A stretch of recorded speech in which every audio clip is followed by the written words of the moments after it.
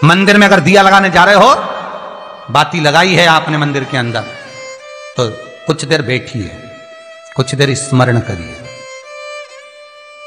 हमारे यहां तो यहां तक कहा गया है कि किसी मुर्दे को अगर जलाया भी जाता है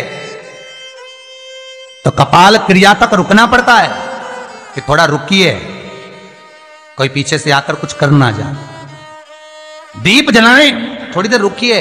और दीप का भी नियम है महाराज, दीप का भी नियम। दिए में जो फूल बत्ती लगती है, गोल बत्ती लगती है, गोल वाली, ये बत्ती हमेशा कोई विष्णु भगवान की पूजन कर रहे हो, शिव जी की पूजन कर रहे हो, कोई अन्य देवता का अगर आप स्मरण कर रहे हो तो गोल बत्ती लगाई जाती है। भगवान के मंदिर में पूजन कर रहे हो तो गोल बत्ती लगाएं। लंबी बत्ती, लंबी वाली जो बत्ती होती है लक्ष्मी की पूजन में, देवी पूजन में, जितनी भी माताओं की आप पूजन करोगे, जितनी भी देवियों का आप स्मरण करोगे, उसमें लंबी बत्ती का प्रमाण। पितरों की पूजन में लंबी बत्ती का प्रमाण है।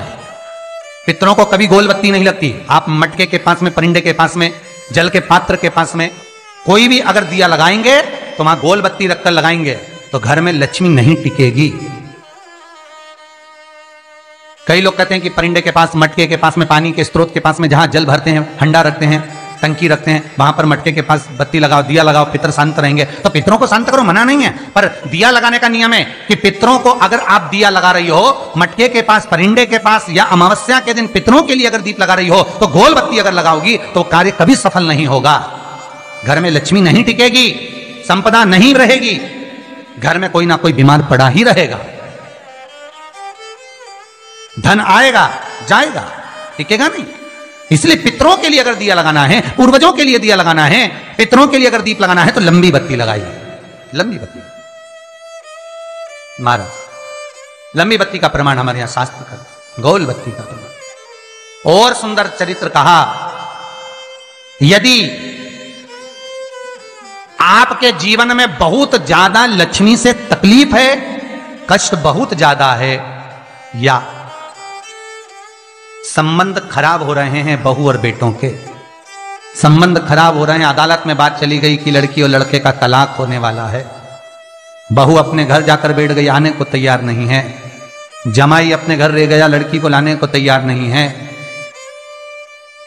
सास बहू में आपस में तनमन चल रही है, प्रेम बिल्कुल नहीं है, या लक्ष्मी आती ही नहीं, बहुत कष्ट है, जमीन जायदाद पड़ी बिक नहीं रही, तो एक काम करना, इतना दुख अगर आपके जीवन में है तो कार्तिक के महीने तक रुको, और कार्तिक का महीना आए, त्रयोदशी तिथि आए, कोई सा भी हो, सोमवार, रविवार, मंगल, बुध, कोई सी भी त्रयोदशी, प्रदोष, कोई सी भी प्रदोष तिथि आए, उस दिन तुलसी की लकड़ी, पहले से तुलसी आपके घर में अगर सूखी हो, तुलसी सूख गई हो तो उसकी जो लकड़ी होती है, उस लकड़ी का 7 लकड़ी का बंडल बनाकर दीप बना लो।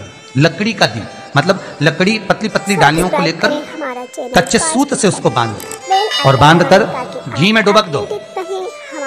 कार्तिक के महीने में शुक्ल पक्ष की त्रयोदशी तिथि जब आए, प्रदोष का जब व्रत आए, उस दिन भगवान के मंदिर में, शिव मंदिर में नहीं, भगवान किसी भी देवता के मंदिर में, विष्णु के मंदिर में, नारायण के मंदिर में, कृष्ण मंदिर में, राम मंदिर में, किसी भी मंदिर में, मंदिर ना हो तो अपने घर के मंदिर में शाम के समय पर उस तुलसी की लकड़ी का दीप, दिया भरकर उसमें घी डालकर जो दीप प्रकट कर देता है, जला देता है, दीप को प्रज्वलित कर देता है, उसके घर में कभी संपदा की कमी नहीं होती महाराज। विष्णु पुराण में स्पष्ट लिखा है। इसलिए शायद कहा जाता है कि भगवान को सर्वश्रेष्ठ कौन सा चंदन अच्छा लगता है। आपको पहले भी कथा में कहा, आगरा की कथा अगर किसी ने सुनी होगी तो उसमें वर्णन किया, भगवान को सर्वश्रेष्ठ चंदन कौन सा, भगवान को सर्वश्रेष्ठ चंदन कौन सा प्रिय है, वो कौन सा चंदन है जो भगवान विष्णु को लगाएं, राम को लगाएं, कृष्ण को लगाएं, वो कौन सा चंदन है जो श्री हरि को लगाया जाए। तो जीते जी भगवान विष्णु एक बार गले लगाते हैं, उसको कहते हैं हरि चंदन। कौन सा चंदन है? हरि चंदन। हरि चंदन बाजार में नहीं मिलेगा, हरि चंदन आपको बनाना पड़ेगा। कैसे बनाना है?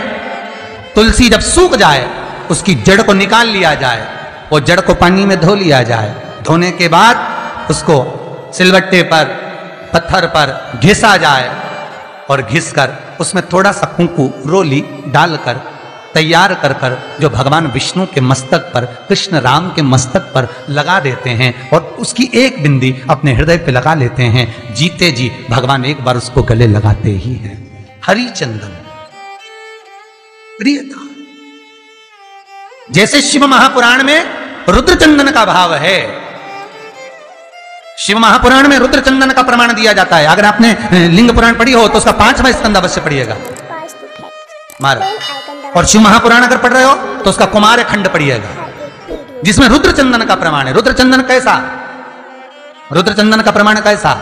तो महाराज कहा, चंदन घिसकर, पीला चंदन घिसकर उस चंदन को 3 मुखी रुद्राक्ष पर लपेट लिया जाता है। 3 मुखी रुद्राक्ष पर उस चंदन को लपेटा जाता है। लपेटोगे उसके बाद उसको ऐसा गोल करोगे तो एकदम चिकना हो जाएगा, एकदम चिकना, ठीक है, एकदम चिकना हो जाएगा। और उस चंदन को आप शिवरात्रि के दिन, और कोई से भी महीने की शिवरात्रि, किसी भी महीने की हो, सब फलदायी होती है।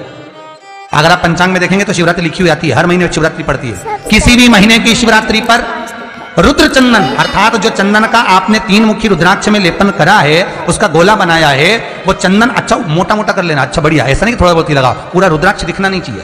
पूरा लपेट कर उसको शंकर के शिवलिंग पर ले जाकर रख दीजिए और फिर धीरे धीरे शंकर भगवान का जल अभिषेक करना प्रारंभ कर दीजिए। वो चंदन पूरा धीरे धीरे शंकर के शिवलिंग पर डलना चाहिए। शंकर के मूल मंत्र श्री शिवाय नमस्तुभ्यं का जाप करिए। ये कहलाता है रुद्र चंदन। इस चंदन के अभिषेक से महाराज जो काम नहीं होता, आप कर कर उस कार्य को प्राप्त कर सकते हो, सिद्ध कर सकते हो। रुद्र चंदन, हरि चंदन, रुद्र चंदन, ये वो चंदन है जो जीवन का सुख प्रदान करने वाला, हरि तत्व देने। अपडेटेड रहे हमारे हर एक वीडियो से।